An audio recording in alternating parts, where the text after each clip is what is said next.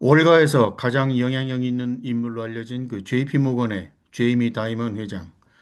월가에서 40년 넘게 일하면서 50세 이상 투자자들 사이에서 그 성공과 실패를 가르는 요인을 관찰해 왔다고 합니다. 그건 지능이 아니었고 시장 타이밍 능력도 아니었고 고급 투자 정보에 대한 접근성도 아니었다고 합니다.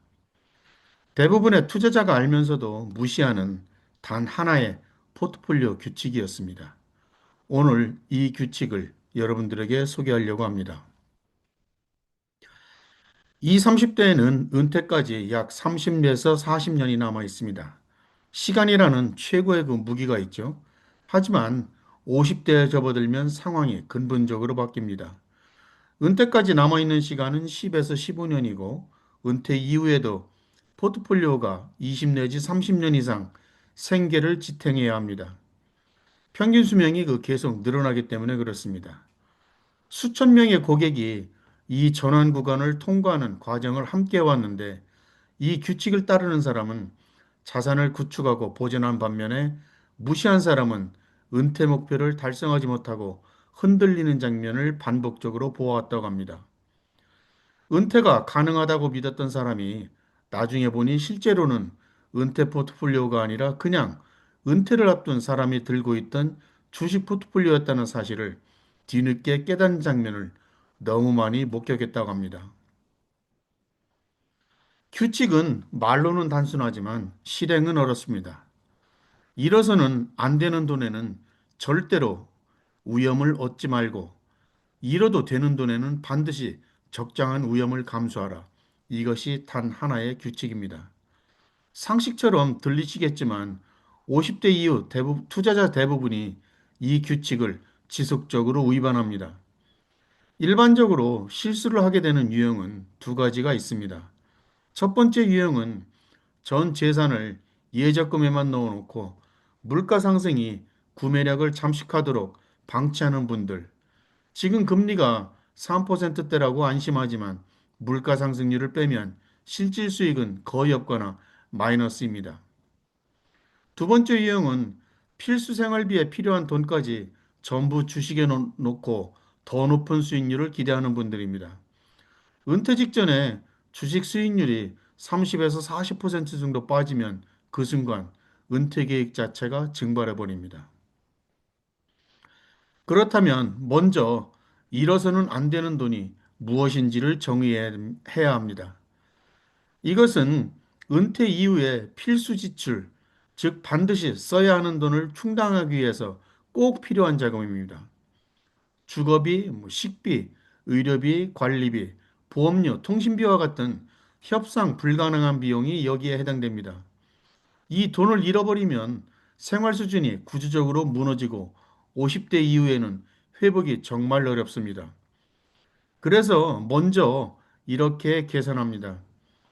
은퇴 후 필요한 지출이 월 얼마인지 산출을 하고 국민연금이나 퇴직연금 등 확정 수입을 빼면 갭이 나옵니다. 이 갭을 포트폴리오가 메워야 되는 겁니다. 이 돈은 위험에 노출되면 안 됩니다. 국고채 예금자 보호가 되는 정기예금 또는 원금 보전과 예측 가능한 이자 수익이 가능한 이러한 그 자산군들로 구성이 되어야 됩니다. 반대로 잃어도 되는 돈은 설령 전부 사라져도 기본 생활을 유지하는 능력에 영향을 주지 않는 그러한 자금입니다. 이 돈은 성장을 위해서 더 공격적으로 운용할 수 있고 또 그래야 합니다. 핵심 인사이트는 50대 이후 포트폴리오는 이 바벨 구조가 합리적이라는 겁니다. 바벨을 한번 떠올려 보십시오. 엿기를 말하는 겁니다. 바벨은 양쪽 끝에 무거운 원판이 달려 있고 가운데 봉은 비어 있습니다. 가운데는 아무것도 없습니다. 이것이 핵심입니다. 포트폴리오도 똑같이 설계하라는 겁니다.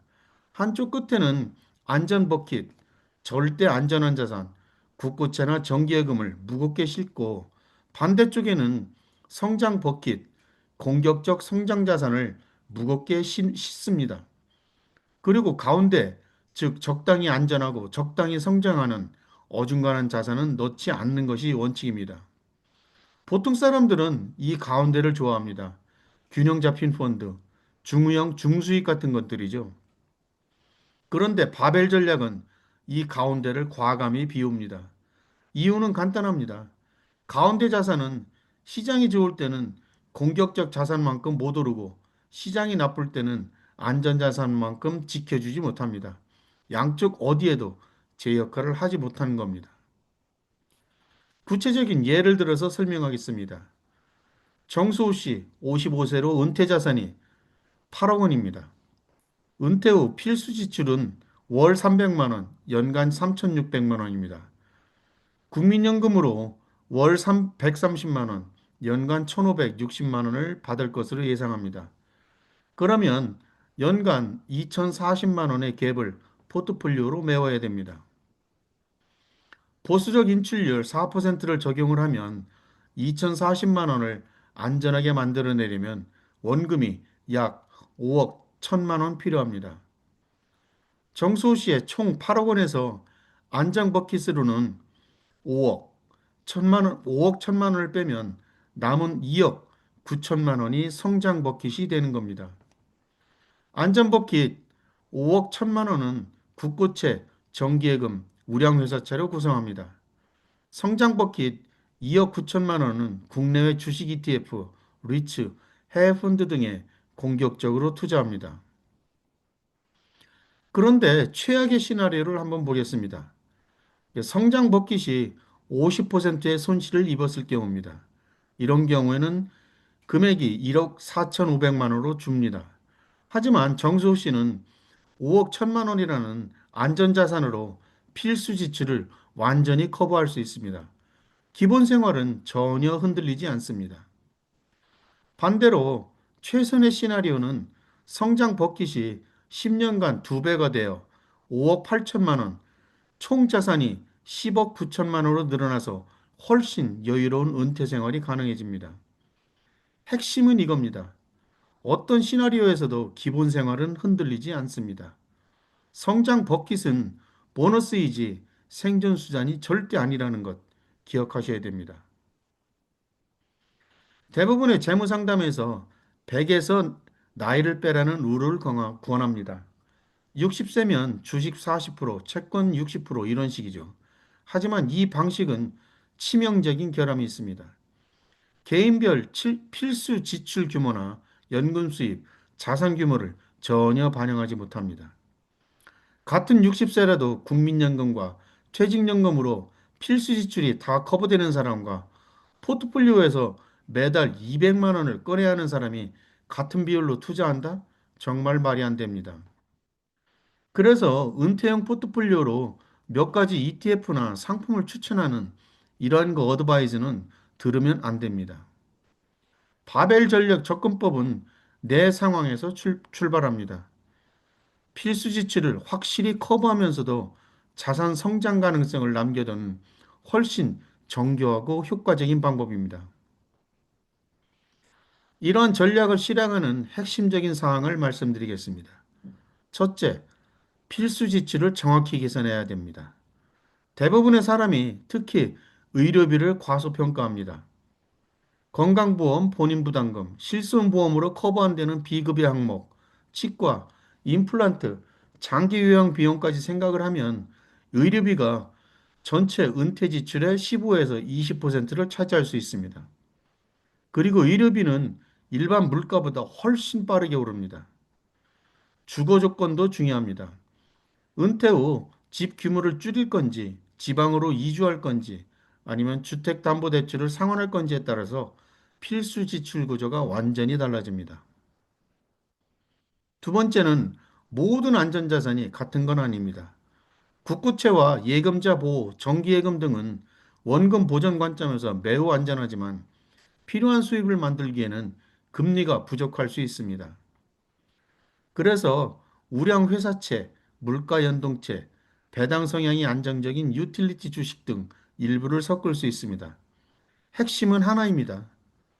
돈이 필요한 시점에 반드시 있어야 되고 약속한 수입을 예측 가능하게 만들어야 된다는 것입니다. 셋째, 성장 버킷을 얼마나 공격적으로 운영할지는 리스크 성향뿐만 아니라 그 돈의 목적에 달려 있습니다. 자녀에게 큰 자산을 물려주고 싶다면 성장주나 해외 ETF에 더 공격적으로 갈 수 있고, 은퇴 중 여행이나 취미에 쓸 여유 자금을 만들고 싶다면 균형형으로 갈 수도 있습니다. 중요한 건 이 돈은 안전이 아니라 성장을 위해 운용되어야 한다는 것입니다. 필수 지출은 이미 안전 버킷이 커버하고 있기 때문에 그렇습니다. 넷째는 세금입니다. 안전자산에서 나오는 이자 소득은 금융소득 종합과세 대상이 될 수 있으므로 가능하면 개인형, 퇴직연금 IRP나 연금저축 같은 세제 혜택 계좌에 배치하는 것이 유리합니다. 성장자산은 일반 투자 계좌에 두어 매매 차익에 대한 과세 시점을 조절하고 손익통산의 유연성을 확보할 수 있습니다. IS 계좌도 적극 활용할 수 있습니다. 이와 관련해서 가장 많이 받는 질문입니다. 필수 지출을 안전하게 커버할 만큼 돈이 있으면 어떡하죠? 이러한 질문을 많이 받는데요. 답은 참 불편하지만 명확합니다. 아직 은퇴할 준비가 안 됐거나 필수 지출을 낮춰야 한다는 신호입니다. 많은 분이 주식이 꾸준히 수익을 내줄 거라는 막연한 희망으로 현실을 덮습니다. 하지만 필수 지출과 선택 지출을 분리하면 수학이 더욱더 선명해집니다. 안전 버킷을 채울 돈이 부족하다면 더 일하고 더 저축하거나 은퇴 생활 수준을 조정하거나 아니면 파트타임, 컨설팅, 부업 등으로 인해서 추가 소득원을 확보하는 것 외에는 지속 가능한 해법은 없습니다. 솔직히 제가 살아보니 그렇습니다. 가혹하게 들리지만 이, 이럴 걸 50대에 깨닫는 게 65세에 깨닫는 것보다 훨씬 낫습니다. 반대 질문도 있습니다. 성장 자산이 부진하면 어떡하나요? 그래서 필수 자금을 위험에 노출시키지 않는 겁니다. 성장 자산이 부진하면 여행이나 취미에 쓸 여유 자금이 줄어들 뿐 기본 생활은 유지됩니다. 이 전략의 핵심은 투자 성과 부진이 재무 안전을 전혀 위협하지 못하도록 구조를 짜는 데 있습니다. 그런데 이 전략은 고정된 것이 아니라 연령대에 따라서 진화해야 됩니다. 50대 초반에는 은퇴까지 시간이 남아 있기 때문에 성장 버킷 손실을 어느 정도 회복할 여지가 있습니다. 그래서 안전 버킷 40, 성장 버킷 60% 정도로 비중을 둘 수 있습니다. 50대 후반은 은퇴와 가까워지기 때문에 안전 버킷을 점진적으로 확대합니다. 그래서 안전 버킷 55%, 성장 버킷 45%, 은퇴 준비가 본격화되는 시기입니다. 60대에는 안전 버킷 70%, 성장 버킷 30%, 필수 지출 10 내지 15년치를 안전자산으로 확보하는 것이 목표입니다. 그리고 은퇴 시점에는 안전 75% 이상, 단순히 오래 필요한 소득이 아니라 충분한 쿠션을 갖추는 게 핵심입니다. 이건 순서 리스크를 방어하기 위해서 그렇습니다. 다시 말씀드려서 은퇴 초기에 주식시장이 크게 빠지게 되면 생활비를 위해서 하락장에서 자산을 팔아야 되고 그러면 장기적으로 회복이 불가능해질 수 있다는 의미입니다. 예를 들어 정수호 씨처럼 연간 필수 지출이 3,600만 원이라면 시장 하락기에 주식을 팔지 않도록 안전자산이 5억 원 이상 필요할 수 있습니다. 이 쿠션이 있으면 성장 버킷은 은퇴 후에도 오랫동안 성장 목적에 맞게 유지될 수 있습니다. 이 원칙은 자산 배분뿐만 아니라 주요 재무 의사결정 전반에 적용됩니다. 주택담보대출 상환은 은퇴 이후에도 이 집에 계속 살 예정이라면 대출 상환은 월 필수 지출을 낮춰서 안전버킷 필요 규모를 줄이는 효과가 있습니다. 안전버킷에 둘 돈으로 대출을 갚는 게 더 나을 수 있기 때문에 그렇습니다. 반대로 집 규모를 줄이거나 이주 계획이 있다면 상환보다 성장 운영이 더 적합할 수도 있습니다. 국민연금을 조기에 받으면 평생 수령액이 줄어들지만 안전버킷이 부족한 상황에서는 합리적인 선택이 될 수 있습니다. 반대로 안전버킷이 충분하다면 수령을 최대한 늦춰서 평생 소득을 확보하는 것이 전체 은퇴 안전을 개선합니다. 핵심은 모든 재무이사 결정을 이 하나의 질문으로 평가하는 겁니다. 과연 이 결정이 필수 지출을 안전하게 커버하는 능력을 강화하는가? 그리고 초과 자금의 성장 여지를 유지하는가? 여기에서 결정이 됩니다. 정리하겠습니다. 대부분의 사람은 전체 포트폴리오에서 수익률을 극대화하거나 위험을 최소화하려고 합니다. 하지만 오늘 말씀드린 접근 방법은 다릅니다. 필요한 돈에는 안전을 최적화하고 필요하지 않는 돈에는 성장을 최적화한다. 반드시 명심하시기 바랍니다. 이건 실제로 보험사와 연기금이 지급 의무를 관리하는 방식과 같습니다. 확정 지급 의무에는 안전자산을 매칭을 하고 초과 자본은 성장에 투자합니다. 개인도 똑같이 생각해야 됩니다. 이 접근을 따르는 분들은 시장이 출렁거려도 스트레스가 확연히 낮다고 말합니다. 기본 생활이 시장과 무관하게 안전하다는 확신이 초과 자금의 적정 위험을 감수할 수 있게 만들어주기 때문에 그렇습니다. 특히 50대 이후에는 큰 실수를 많이 할 시간이 없습니다. 이 평온함 자체가 매우 큰 가치입니다. 여러분의 안전 버킷은 지금 얼마인가요? 한번 계산해 보시고 댓글로 공유해 주세요. 제가 합리적인 대안을 다시 한번 드리겠습니다. 이 영상이 도움이 되셨다면 좋아요, 구독 버튼 부탁드립니다. 감사합니다.